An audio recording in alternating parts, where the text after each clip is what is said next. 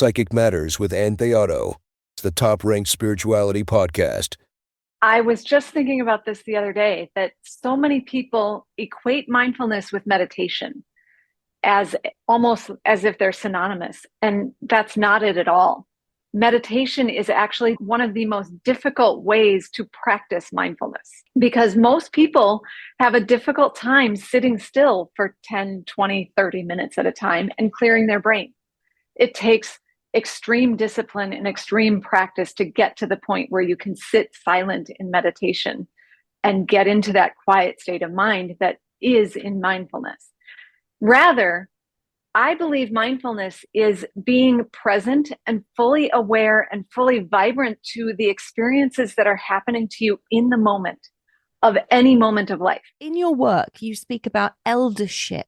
Can you say a little bit more about the importance of eldership? In modern society, we've kind of lost the value of eldership. And there's another word that goes hand in hand with the word elder, and that's mentor. And it's like a 10-year process of learning to not take care of other people in the mothering, fathering, matron, patron role, and not do for other people, but to be the wise one who guides and advises when asked. And this is very common in indigenous cultures. They looked at their elders as, okay, the elder lives in this place and they have this special sacred tent or teepee or yurt or whatever. And when we need wisdom, we go to the elder. We go to the person who's got the wiser cache of a lot more wisdom in their brains. But in order to reach that elder stage, we have to let go of the control of doing for other people and doing enabling and caring for others.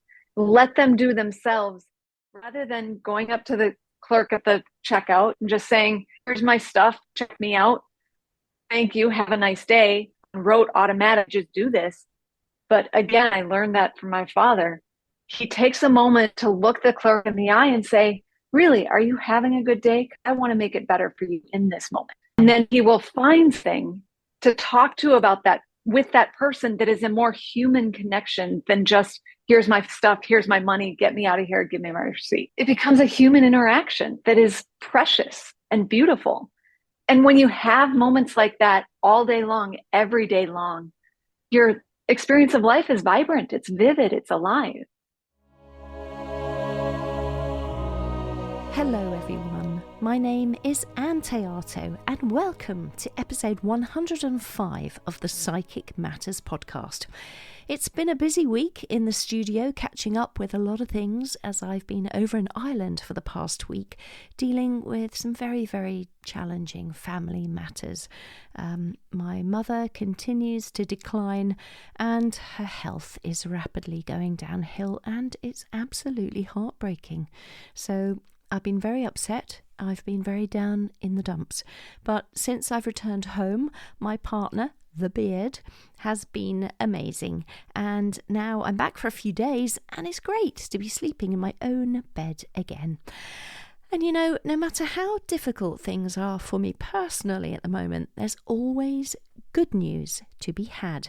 And this week's amazing good news is I've become the proud owner of a magnificent camper van. I've called him Horatio, and I'll be taking Horatio and Psychic Matters out on the road, recording episodes and investigating paranormal locations, and of course giving readings to anyone who wants one. So do look out for me in your local area.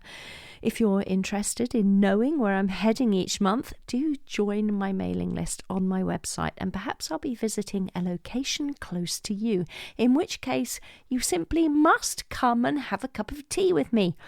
The first half of the year I'm sticking to travel within England, but then, dear listeners, I shall be heading to Ireland to drive the wild Atlantic way, my trusty companion Phelan at my side.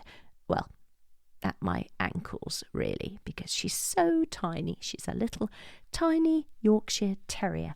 And actually her name, Phelan, is taken from the Gaelic name Fwelin, which means little wolf. So happy days. I'll break out the tarot cards and the teapot if you come and knock on my door and say hello.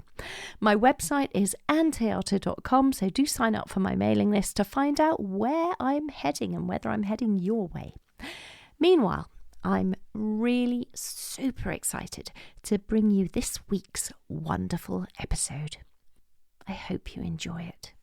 Today, we have a truly exceptional guest who has been making waves in the fields of yoga, meditation, and personal growth.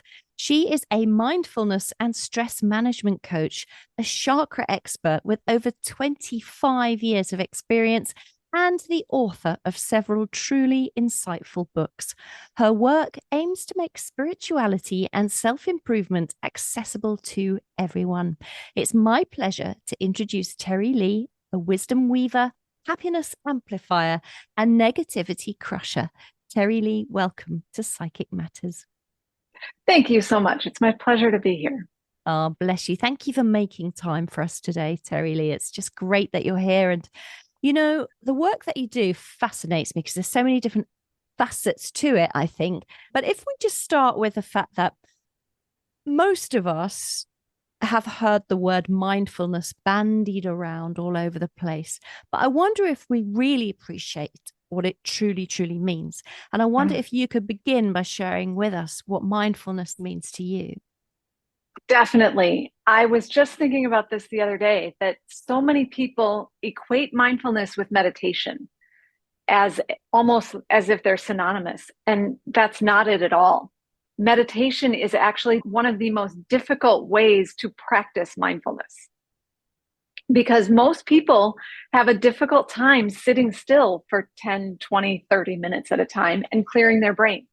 It takes extreme discipline and extreme practice to get to the point where you can sit silent in meditation and get into that quiet state of mind that is in mindfulness. Rather, I believe mindfulness is being present and fully aware and fully vibrant to the experiences that are happening to you in the moment of any moment of life. So, for example, my first experience with mindfulness was when I was a child and my dad was taking psychic development and personal achievement and self-improvement classes. And his teachers taught him to be mindful while he did the dishes. And so he started like doing the dishes every night after dinner when it was our kids' job.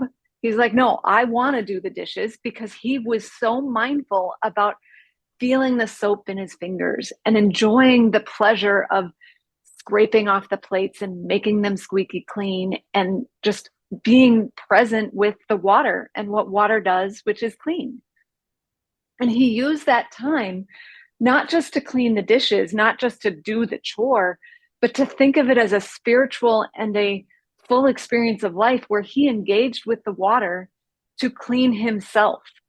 And he thought about things in his life that he wanted to let go, and things he wanted to wash away, and things that he wanted to purify himself of. And he used the dishes as a conduit for that, as a surrogate for that. And he would actually cleanse himself while washing the dishes. That is mindfulness. And being aware of what you're doing in the moment you're doing it, and elevating it to a deeper experience of that. So you can be mindful in anything and everything you do. Now, he took it to an extreme based on what his teacher has taught him. But another way to be mindful, very simple way to be mindful, is you brush your teeth every day, right? People brush their teeth every day. And it's something that we do automatically without thinking about it. And often there's other things going on while we're scraping away at our teeth. What if you brush your teeth with your non-dominant hand? And it forced you into paying attention to how your hand works and how your body works and how your teeth engage with the bristles on the toothbrush. And then you really start to think about what's happening with the toothpaste and the toothbrush, and how that is changing your structure and changing who you are. And what if you brought that and same mindfulness to how you engage with people, rather than going up to the clerk at the checkout and just saying, here's my stuff, check me out, thank you, have a nice day. rote automatic, just do this. But again, I learned that from my father. He takes a moment to look the clerk in the eye and say, really, are you having a good day? I want to make it better for you in this moment. Yeah. And then he will find things to talk to about that with that person that is a more human connection than just, here's my stuff, here's my money, get me out of here, give me my receipt. It becomes a human interaction that is precious and beautiful. And when you have moments like that all day long, every day long, your experience of life is vibrant, it's vivid, it's alive. You have a very different that's experience of life. I'm sure it's a very different experience of life as well. But we're always trying, I think, as human beings to be somewhere else other than where we are. We're thinking, we get this done, or I want to be there and not here. And so it's actually quite difficult for us to be mindful. And I think what you've just said there is really beautiful and something to bear in mind. But I listen to it and I know myself so well at this age. I know I'm not going to be mindful. I know I'll do it once or twice and then I'll just skip back to, revert to factory settings. So I'm interested in you talking about your father there doing psychic development. Then there's you, and you mentioned children. So how do you pass that on to your children to be mindful? How are you educating them in that line? Well, the coolest thing about children is they're so curious and they are so aware, and they, just by nature of who they are, and that they don't have a whole lot of preconditioning in their brains already, they're open to learning new things, and they learn by mimic, they learn by asking questions, they learn by doing. So the best way to teach and model for your children to be mindful is to be mindful yourself and to show them the value of it all. And they're so wide open and wide awake to it. For example, I don't have children of my own. So I have a play date every week with my 8-year-old nephew. And I've done this for 4 years since he moved close to me. So every week I go play with my nephew. And there's two things that happen in that relationship. A, he teaches me to be mindful because he's so curious. And he's interested in things that are automatic to me. So yesterday we were driving to his karate class and he's sitting in the front seat next to me and he's asking me all the questions about all the buttons on the car, on the console. And the questions he's asking are forcing me to think about, not just, that's that, but to have a deeper conversation with him about driving and about paying attention and about the music that we choose to listen to and what the buttons do. And it turned into this, it's usually a 20-minute drive, and it is 20 minutes in time, clock time, but it felt like it was 5 minutes because we were so engaged with each other in these mundane things of what's this radio station about? And what happens to the seat when I push this button and the seat heater warms up? And well, why does that work? That curiosity is about being mindful and being in the moment. So he's teaching me to be curious, or his curiosity is teaching me to look at these things from a different perspective and be more aware of them. And at the same time, I get to infinity symbol it back to him and teach him about being mindful about which radio stations we choose and what music we listen to and how that music impacts our mood. Because he'd push a button, what's this? And I'd say, that's the rock station. What's this? That's the soft rock station. What's this? Well, that's the classical music station. And then I could talk to him about how I choose those stations based on what energies and what moods I want going on in my life. So children are awesome opportunities if we listen to them and we guide them at the same time. Sounds like you have infinite patience as well. What a lovely thing you've described there, because it's very, very inspiring. I'm just thinking about the amount of times I've done the school run in my lifetime and the kids are pressing buttons. I'm like, for goodness sakes, stop the radio. But I think that's really beautiful that you've described that play date there with your nephew. That's really gorgeous. TeriLeigh, where did this all come from in your life? Did it come passed down from your father, this kind of way of looking at the world, or has that evolved? Where did it evolve with you? Because you can't always have been a mindful person. I think part of it is genetics, and not just passed down from my father, but all my ancestors on some level. My grandfather was very, very curious about psychic development and intuitive awareness, and he was reading Edgar Cayce when I was a little kid. So I know it was his, and that's on my mother's side. And then my father went through all those personal development classes in his 40s, which was when I was 10. And so he was learning mindfulness and teaching it to me when I was a child. So it was part of my childhood development. But then I also became, in my 20s, I became very curious about yoga in my early 20s, actually teens and 20s. And I practiced and studied yoga. And that's when I studied meditation. And I also then, from that, got involved with an African shaman and started studying indigenous wisdoms. And all of those things, the readings of the teachers of yore from my grandparents and my parents when I was a child, the teachings of Wayne Dyer and Louise Hay and those kinds of names flowed into the yoga practice, and the actual being mindful of my body and my breath flowed into the indigenous practices of being mindful in nature and working with fire and water and trees and animals and plants, flowed into my study of herbalism. And all of those things work together. And it's finally culminated in my own curiosity from a scientific perspective. Well, what is this doing in the nervous system? What is this doing in the chemistry and the biochemistry of my body? And my own reading of scientists and neuroscience and what's happening in the chemicals of the brain and what's happening in the oxygen pathways in my body and in the blood flow and so forth.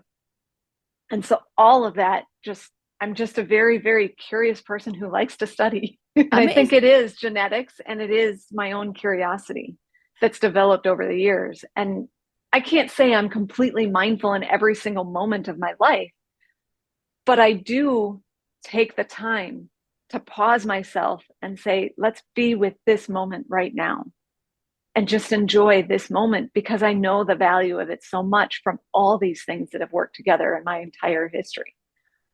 You're very lucky to have come from such a family line of acceptance and curiosity themselves, and being already part of this world of, exploring consciousness and things like that. Not everyone's had that. Many of the listeners of this podcast certainly haven't. I haven't. And I would love to have had that. I wonder if I'd had that background, how far I might be along my own spiritual path by now. But you speak about, TeriLeigh, about the brain and your curiosity and how it affects the body. Can you say more about your findings there? Yes, that sort of sparked from, you're right, I'm blessed. I was so blessed to come from this ancestry and this upbringing and be exposed to so many amazing teachers that, to me, this kind of work is easy. But I also recognize I have a master's degree in teaching, and my main passion in serving the community is in teaching. And I recognize as a teacher that most people do not have the benefits that I come with. And as I was teaching yoga, as I was teaching meditation, as I was teaching shamanism, I was realizing people can't grasp this at the deeper levels. Going back to your first question, what is mindfulness? And I said, it's not meditation. And that meditation is really, really a hard way to practice mindfulness. I recognize that most people can't sit their tush to the cush for 30 minutes and really quiet their minds. Most people can't dedicate 30, 60, 90 minutes to a yoga practice every single day. It's just not sustainable. It's not practical. It's not realistic in modern day world. So when I was recognizing that I could teach to the choir of the yoga students who did make the time, or I could teach to the choir of the meditation students who did have the discipline and the practice, and I could teach to the shaman students who were curious about exploring nature, I wanted to reach a different population that was the average everyday person out there.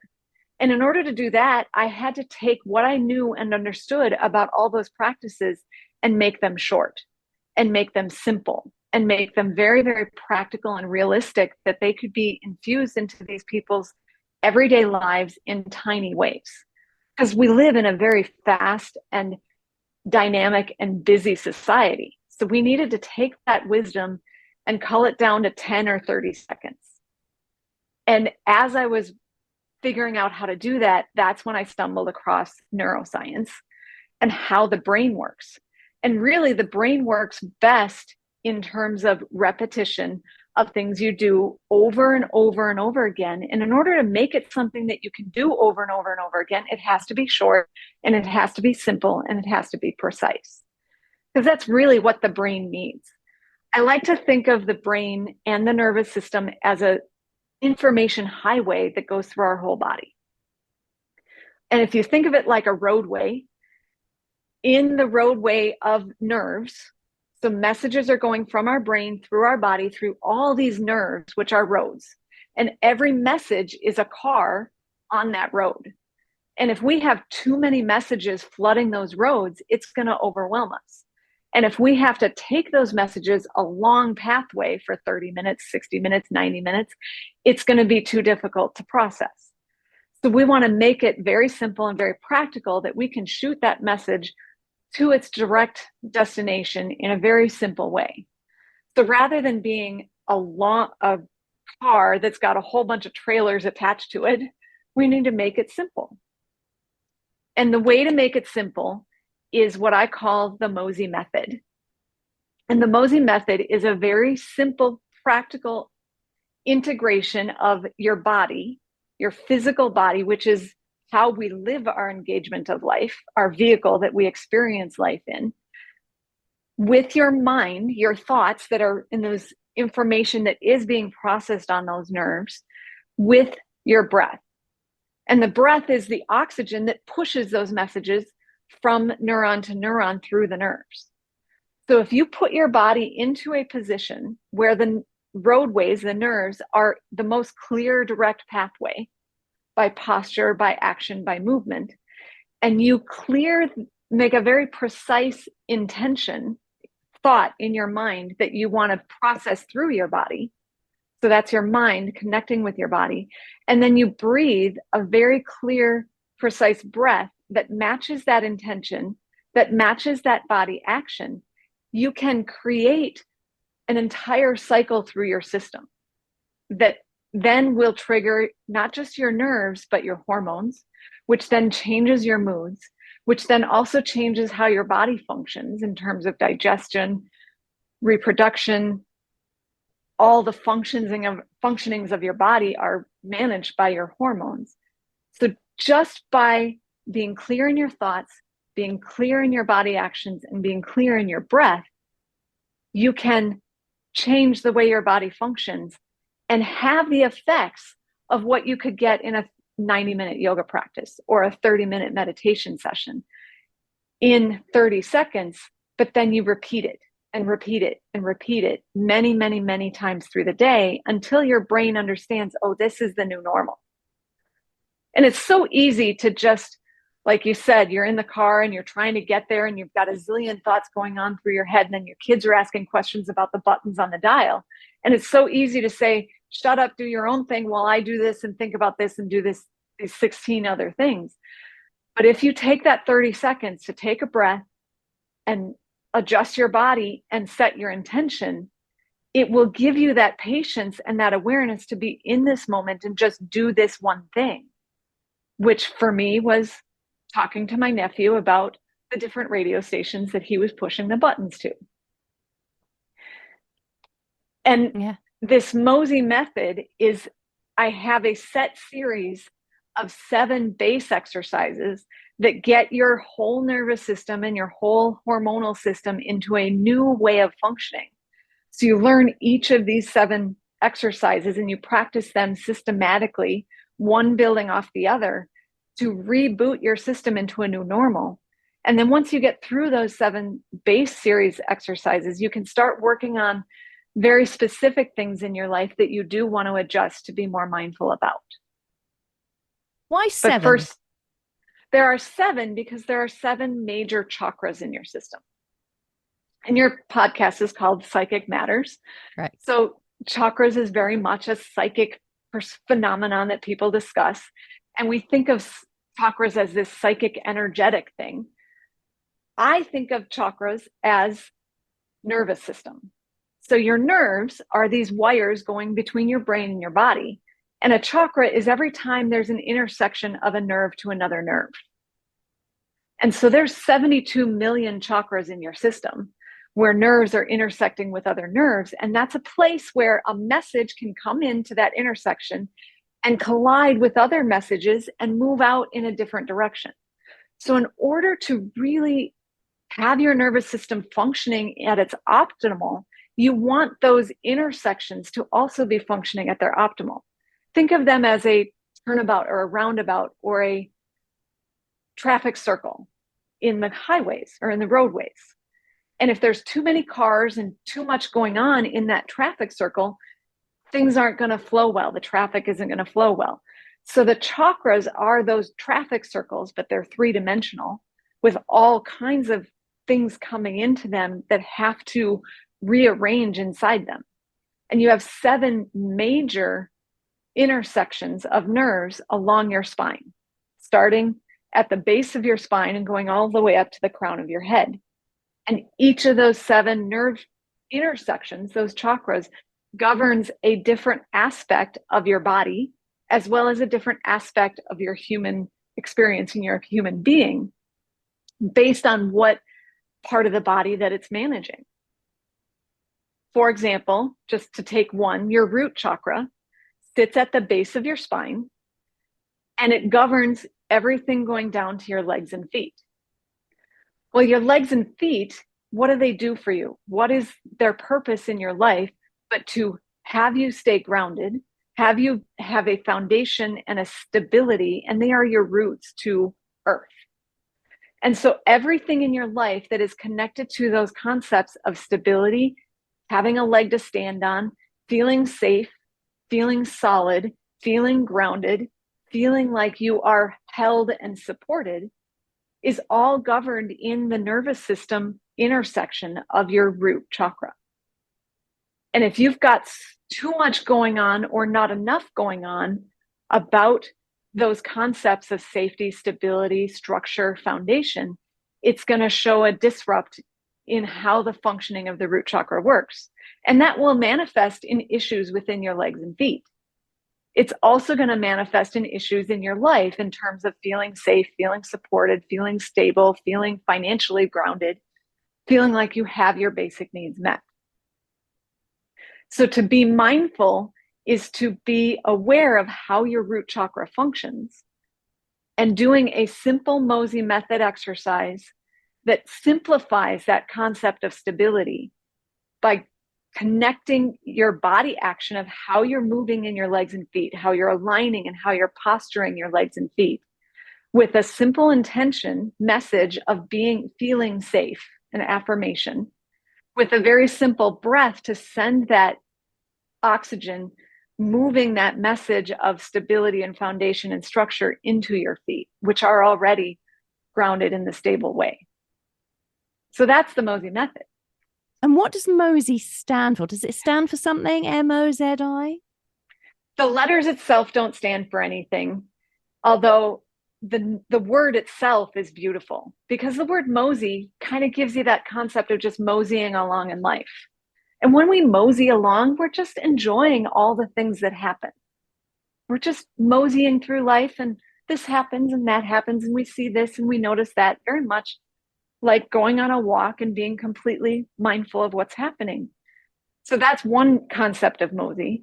Another concept of MOZI is, I understand there is a Chinese philosopher from way, way back whose name was MOZI, and he taught this same stuff like thousands of years ago. But really where the word MOZI came from is after I'd been teaching this methodology for quite a while and I was trying to figure out what to call it, I went to a dog park and I sat at a tree and I said, I'm not leaving this tree until I have a name for my system. And I just thought, I'll sit here with nature and spirit will show me the name. 5 minutes later, a dog came bounding out of the woods and sat down to me and touched his nose to my cheek, this giant Great Dane. And we had this beautiful, pleasant moment. And a few moments later, his owners came out and called him, and his name was MOZI. That's amazing. What a beautiful story. That's so nice. That's really great. So for those of us who like to practice affirmations, what is it that we can do with our affirmations that can make them a little bit more powerful? Because sometimes you just like affirming stuff and nothing really happens. Why, TeriLeigh, do some affirmations fail to produce desired results? They're producing some results, but you have to be careful about how you phrase them. And then you can amplify them by adding breath and body action to them. So, for example, many people come up with affirmations that are 2, 3, 4 sentences long. And affirmations that are too long are like taking a car and putting 16 words of trailers onto that car and moving them through your nervous system. It's just too much. So you want to be very mindful of keeping them short. But then if you're going to be short, you have to be very precise, and you have to choose your words very wisely and very carefully. And choosing those words based on both what they mean and how they sound, because the sounds, the letters within the words are going to trigger different emotions within us. So for example, M's and N's are softer sounds, whereas D's and K's are harder sounds. So if you want to have a harder, impactful affirmation, you would use letters like D, K, T. And if you're going to want something that's soft and lingering, use L, M, N. If you want something more lingering, you use a sound that can last, like mm. If you want something that's sharp, you use a sound that stops, like P, stop. So choosing your letters carefully, because those letters are going to perpetuate the sound, and that sound is going to have an impact in our nervous system. But you also then have to choose a word that means something, and that meaning has to be what it triggers in your emotions, not just your cognitive. Because we could say, I am abundant all the time. But if abundant gets stuck in your head and it's just a bunch of concepts of money and it really doesn't make you feel like you're abundant, then it's not going to work. So you want to choose a word that, or a bunch of words or a couple of words that give you that real feeling. So for me, for years, I tried the phrase, I am abundant, and it got nowhere. So I shifted to, I live a luscious life. And the word luscious really changed things for me, because I could see things in my life where things are luscious. You know, squeezing my dog's head and putting my face right into her face. That's a luscious moment. Eating a piece of chocolate that melts on the tongue and really just oozes into all parts of my mouth. That's luscious. And then repeating that L sound, luscious. L can very much linger, but repeating it as I live a luscious life, it has more endurance for me than abundant. And abundant has those sounds that stop, B, D, and T. So it almost felt like, for me, abundant was a more finite sound, whereas luscious life had a more lingering and a more growing sound. So choosing your letters and choosing your words where they feel different. And so when I work with clients, we will play with all different types of words to get to the synonym that is the precise word that activates the right feelings within the nervous system. And that's just it's a curiosity game of, how about this word or how about that word? And you say them until you feel something happen within you. And that's often why affirmations aren't working, is because they're stuck in your head and they're just cognitive and they're not creating that emotion. And then when you get that affirmation that creates that emotion, then you have to use that sound to actually amplify that emotion. So why not apply that affirmation to a very physical action that matches what it is your thinking. So I live a luscious life. Well, then every time, which I love chocolate, so I have a piece of chocolate and I nibble on it all day long. Every time I put a piece of chocolate on my tongue, I think I live a luscious life. And I think about the burst of flavor and the lingering and how it melts into every part of my being. And that act of tasting the luscious life actually becomes the feeling of being abundant, but in a very different way that then lasts and lingers longer. And what happens is, even though it's just a piece of chocolate in just a moment, but if I'm doing that moment 4 or 5 times a day to get through a tiny piece of chocolate, but I take a little tiny piece of that tiny piece of chocolate 5, 6, 7 times a day, that's 5, 6, 7 times a day. I'm affirming to myself that I live a luscious life. I start to, after a few days of that, I started to recognize other things in my life that were luscious. Not just the chocolate, but other moments that were similar to the chocolate.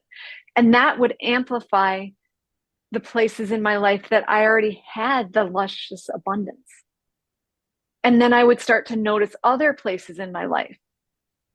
And then the gratitude just gushes from there.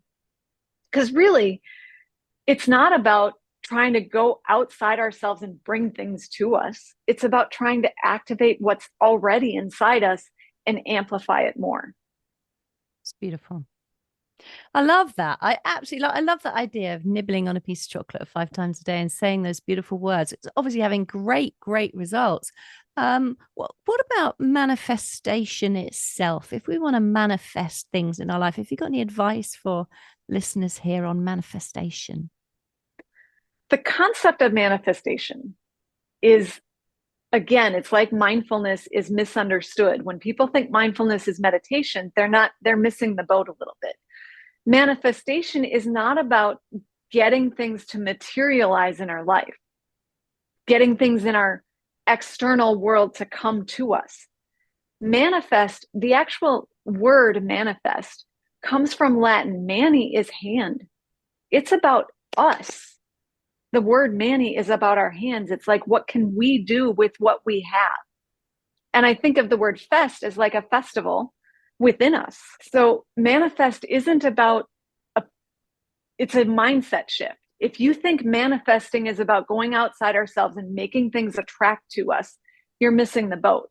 What manifesting is about is recognizing what you have in yourself and amplifying it, making it out of your own self, making it out of your own hands. And so once you make that mindset shift, and then you start to recognize, well, it's something I already have. So if you choose what to manifest in something you already have, yeah, I have this little bit. I have this little bit of chocolate, and I have a luscious life with this little moment of chocolate. Let's amplify that by really focusing and being mindful about that. And the more you're focusing and mindful about that moment, then you start to recognize that other things are just as luscious, and you're making them out of your own experience. And they're things that you already have. But there's this thing in our brain, going back to the nervous system, there's this thing in our brain called the RAS. The RAS is the reticular activating system. Have you heard of this before?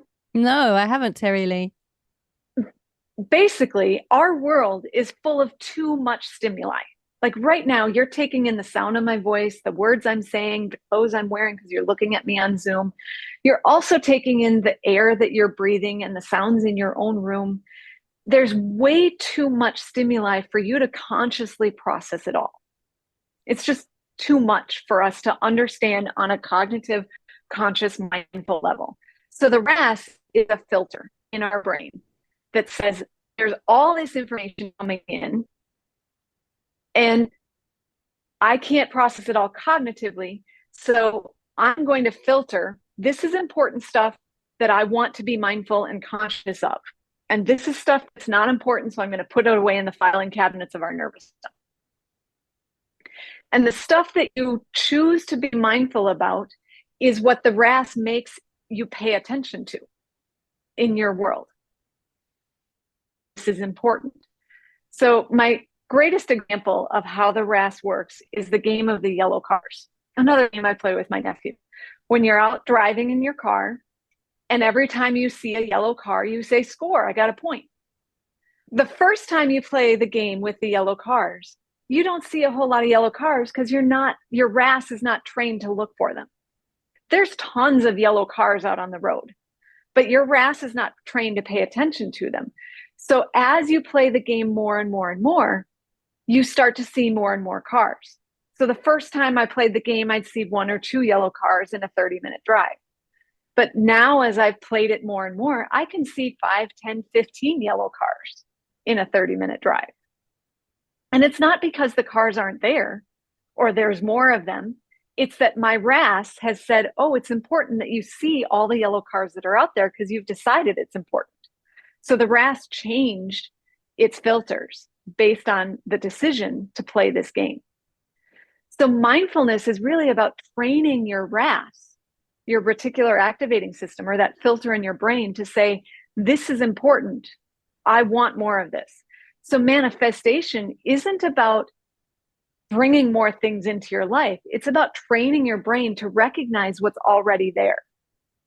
Because we all have the ability to have and live an abundant life. There is tons of abundance in the world. But if we're not training our brain to pay attention to it and to see it and to believe that it's possible, then your brain's just going to put it away in a filing cabinet that you'll never go into again.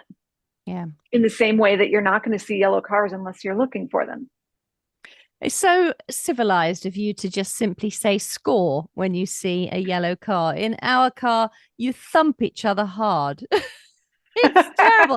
I've had to say, don't hit the driver. So I just get a tap on the shoulder now.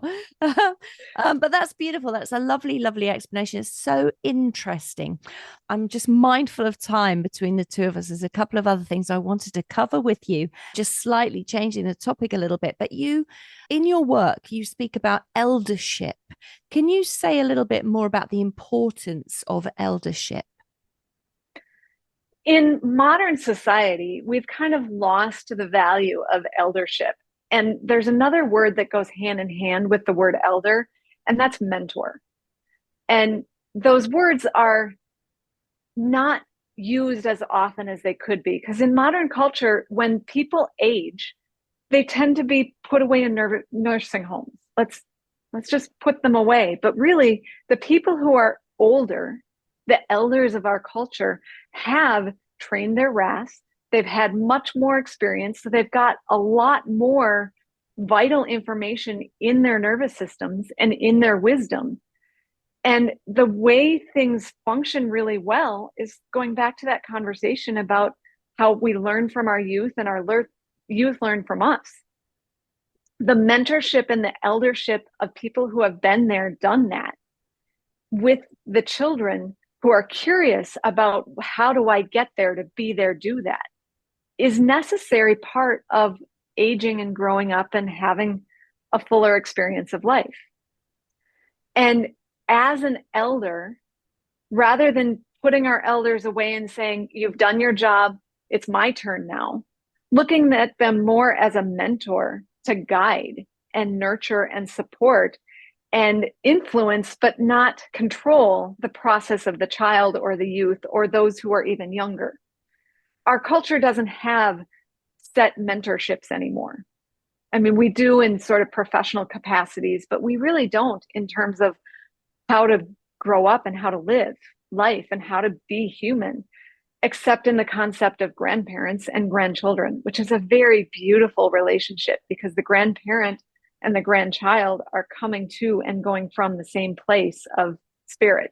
Grandparents closer in the way of dying, and a grandchild is closer in the way of being born. And what happens in at least modern culture is when we hit an elder stage, say menopause, or say that later stage of life where our children are grown up and they don't need us anymore, there's a whole transition process that happens to our nervous system and our whole bodies. And it's like a 10-year process of learning to not take care of other people in the mothering, fathering, matron patron role and not do for other people, but to be the wise one who guides and advises when asked.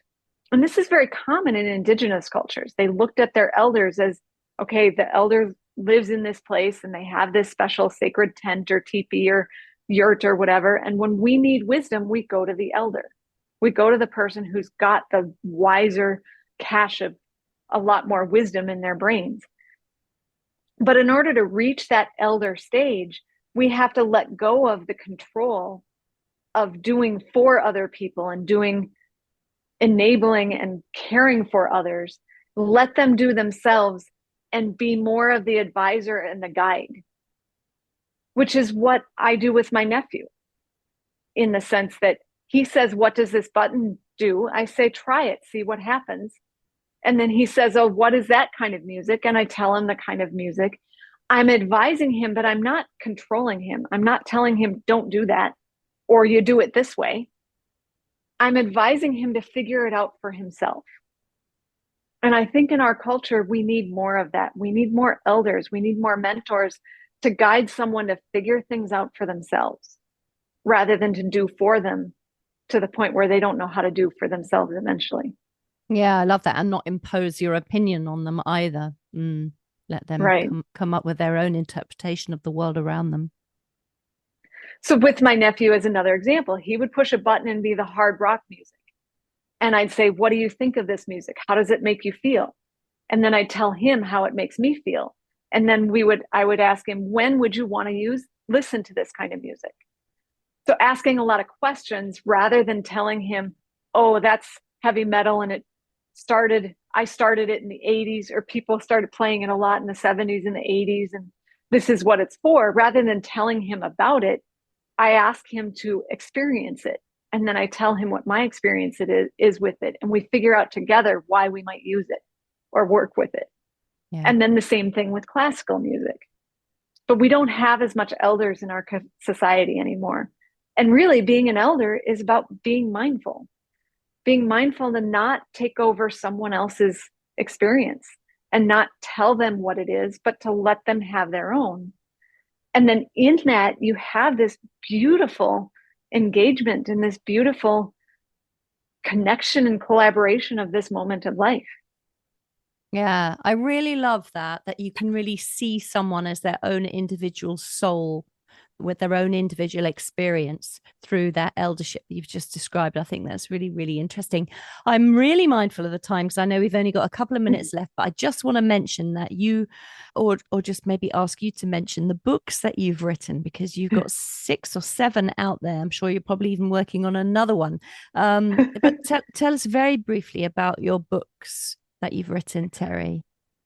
So if you go on Amazon, I have several books on Amazon, and they're both available in the UK and in America. The first one I wrote is called The Goldilocks Principle, and that's probably my most popular and most famous book. And that's a practical guide to the chakras. So that talks you through the nervous system and how the chakras are functioning within the nervous system. And it works you through all 7 major chakras and how to work, balance, and align them using many different tools and technologies and skills. And then the other ones that I've written all kind of branch out of that, where there's a very short one, very simple, practical one called the MOZI Method, or MOZI Your Way to Mindfulness, which is the MOZI Method. And it's only 100 pages, and it walks you through those base 7 exercises of the chakras for each of the 7 MOZI exercises. There's another one that's 30 days of muchness, which is 30 days of mindfulness exercises in terms of meditation and exercise and breath work. And it just takes you through a 30-day process. I also have a memoir, which is my experience of my divorce and being a mindful person through going through a very tumultuous divorce. I have a novel that I wrote. It's a young adult novel about a girl who experiences a traumatic death in her world, and how she processes that death, and how she develops a relationship with grief, and how she uses mindfulness exercises without calling them that, but how she engages with nature and how she processes her grief by being more mindful in her life.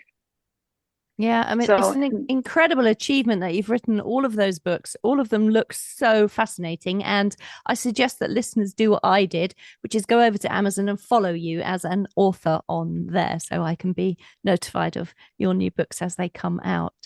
I thank know you. you also do coaching, one-on-one groups, masterclasses, things like this. So if somebody wanted to come and online and book something with you, where would they find you, TeriLeigh? My website is TeriLeigh.com, TeriLeigh.com. And it's easy there to book an initial consultation with me for a one-on-one session to get to know who I am and what we're about. And if we are a good fit for private one-on-one consultations, I also do interviews for people who might be interested in my 9-month program.